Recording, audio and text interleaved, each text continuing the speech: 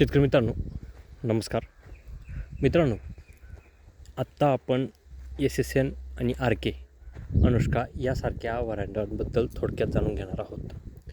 मित्रांनो, लक्षात घ्या, सपकिन झालेली आहे. प्रॉपर आपण अर्थिंग देऊन घेतलेली आहे. पूर्णपणे कामगती व्यवस्थित करून घेतलेली होती. मध्ये फ्लडिंग केलेली होती सपकिनच्या अगोदर. सपकिन झाल्यानंतर मी शेतकऱ्यांना सांगितलं होतं की आत्ता सध्या तरी 6 ते 7 दिवसापर्यंत द्राक्ष बागेला पाणी देऊ नका.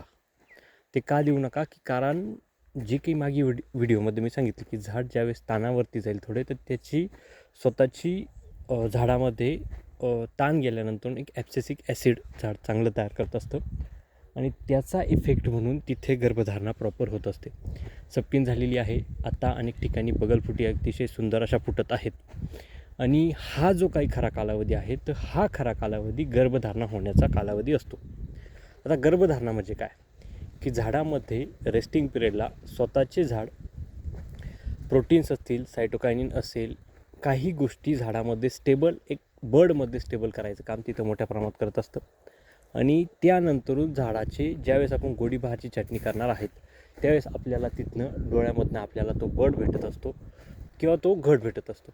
ज्या ठिकाणी कमकुवत गर्भधारणा होत असते अशा ठिकाणी झाडामध्ये तो बर्ड तयार होत असतो, पण तेवढे प्रोटीन तेवढे सायटोकायनिन असे भेटल्यानंतर किंवा न भेटल्यामुळे झाडाची जी सुप्त घड निर्मिती आहे ती थोडीफार कमकुवत होत असते. त्यामुळे आपल्याला तिथं काय करायचं आहे की प्रॉपर गर्भधारणा होण्यासाठी सगळ्यात महत्त्वाची गोष्ट आहे ती म्हणजे सूर्यप्रकाश. आता ह्या वर्षी सूर्यप्रकाश अतिशय सुंदर आहे. त्याचा फायदा अनेक शेतकरी बंधूंना चांगल्या स्वरूपात होणार आहे. जे द्राक्षबाग मागील वर्षी कमी आलेले होते किंवा आलेच नव्हते, उभे होते, अशा भागांमध्ये तर गर्भधारणा मोठ्या प्रमाणात किंवा हमखास गर्भधारणा तिथं बघायला भेटणार आहे.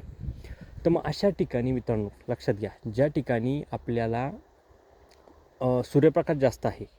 आता मागील वर्षी सूर्यप्रकाश फारच कमी होता आणि अनेक शेतकरी बंधूंनी काय केलं की तिथे कॅनोपी जास्त ठेवली किंवा काडी संख्या आहे ती जास्त ठेवली. ज्या वर्षी सूर्यप्रकाश कमी असतो किंवा आपल्याला माहिती आहे की भविष्यामध्ये सूर्यप्रकाश थोडाफार कमी भेटणार आहे, त्या ठिकाणी काडी संख्या ही फारच कमी ठेवायला लागते. जर SSN असेल, RK असेल किंवा इव्हन इलॉंगेशनच्या व्हरायटी असतील किंवा काळीचे प्लॉट असतील, अशा ठिकाणी देखील जर तुम्ही काडी जर कमी ठेवली, जर सूर्यप्रकाश ज्या ठिकाणी कमी असेल तिथे, जर सूर्यप्रकाश जास्त असेल तर काडी संख्या जास्त ठेवा. आता हा प्लॉट आहे, ह्या प्लॉटवरती एका झाडावरती मी साधारणपणे 50 काडी शेतकऱ्यांना ठेवायला लावलेली आहे, 45 ते 50.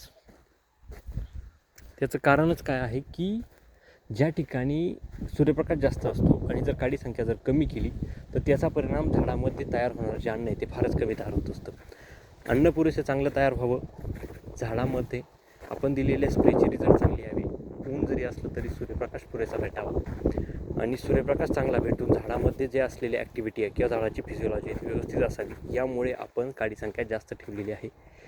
सपकिंग केल्यानंतरचा जो काही वाटे व्हायचा प्रॉब्लेम आहे तो मी मागील व्हिडिओमध्ये पूर्णपणे कव्हर केलेला आहे. त्या गोष्टी अनेक शेतकरी बंधूंनी जाणून घ्यावं आणि त्यावरतीही मोठ्या प्रमाणात काम करावं किंवा वाट्या होऊ नये. आता इथे सूर्यप्रकाश फार जास्त आहे, पाणी दिलेलं नाही, त्याच्यामुळे वाट्या होत आहे.